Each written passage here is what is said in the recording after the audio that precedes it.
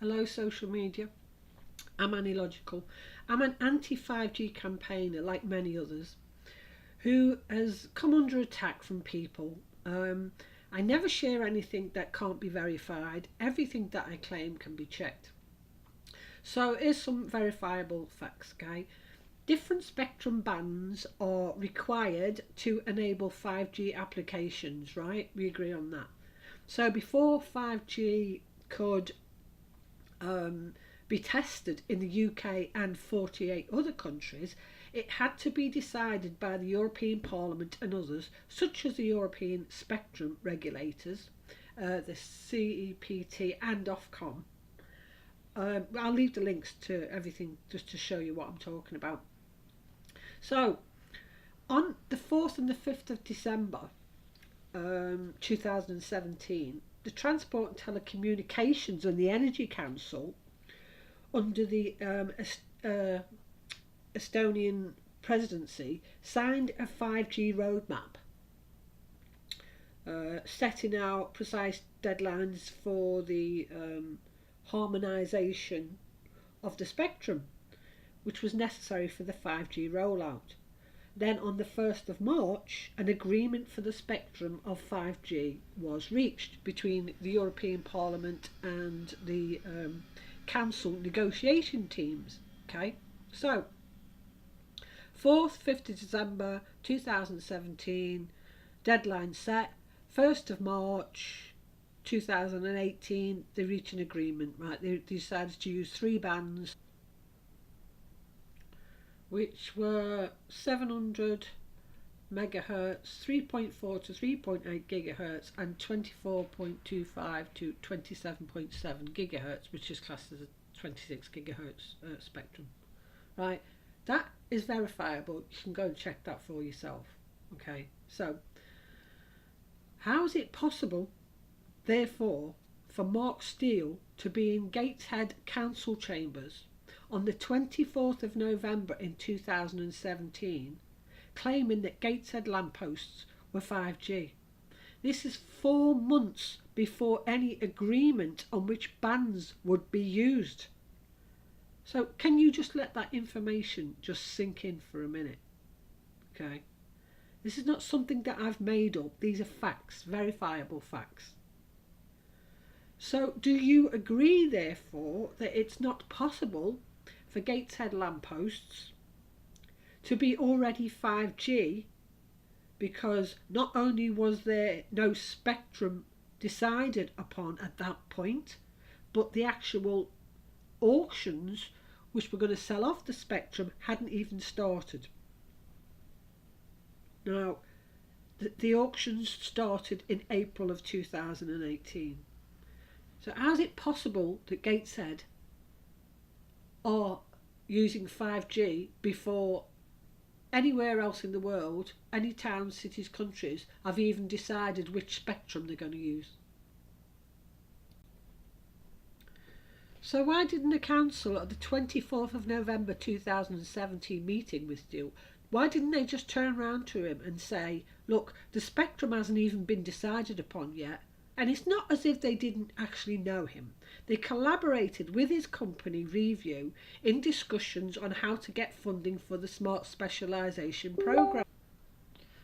They're also both involved with Civitas, Urban Mobility, Horizon 2020 and other organisations that are pushing the smart agenda. There's an article dated September 2018 and it's entitled 5G Technology for the North East Region. So the Gateshead Council are one of the North East Combined Authorities, okay, where they're complaining that they've been rejected for funding for the test beds and trials, and the award had gone to the West Midlands. So let's just put this into perspective. During the time when Steele claimed that Gateshead had 5G, there was no spectrum yet agreed upon, nor had the spectrum been sold off, and clearly Gateshead had missed out on funding for test beds and trials, and yet he's claiming in interviews that the same lampposts are targeting the Jewish community.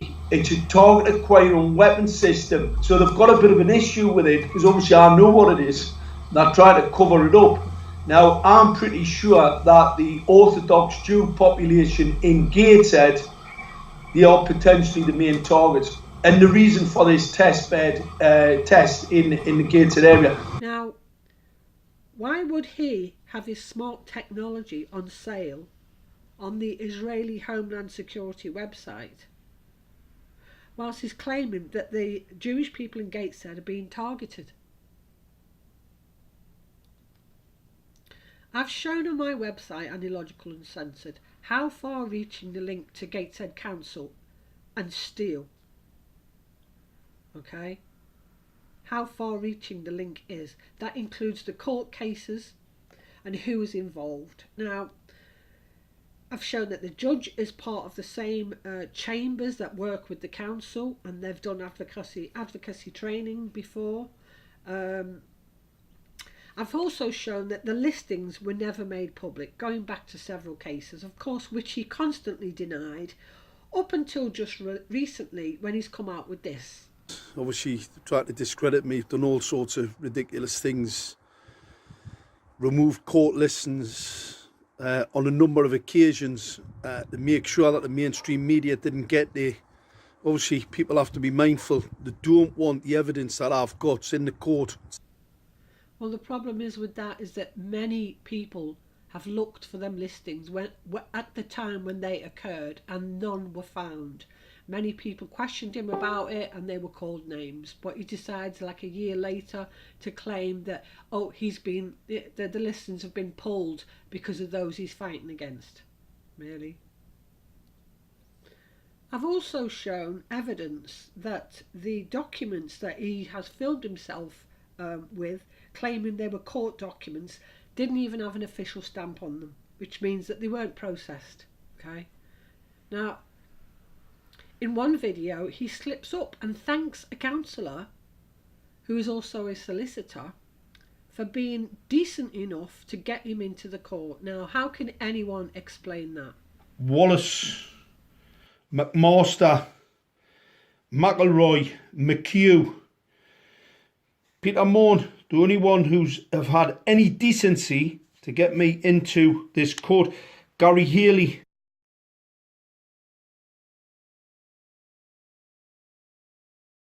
Wallace, McMaster, McElroy, McHugh, Peter Moore, the only one who's have had any decency to get me into this court.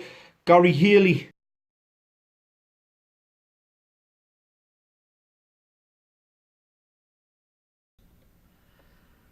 Now, I'm sure, you know, those of you who've been bullying me and calling me names have got some critical thinking skills left, okay?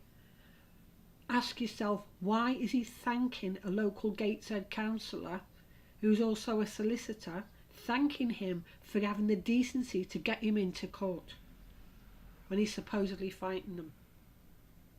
Now, you know, I'm not going to stop telling the truth just because people gang up on me, but I'm going to say this. I'm going to make another video because he's made a video about a so-called LED light claiming that it's 5G when it clearly is not.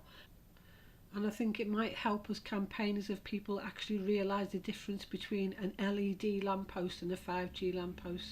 This is a 5G lamppost and this is an LED lamppost. Okay, thank you for listening. Illogical, stay safe.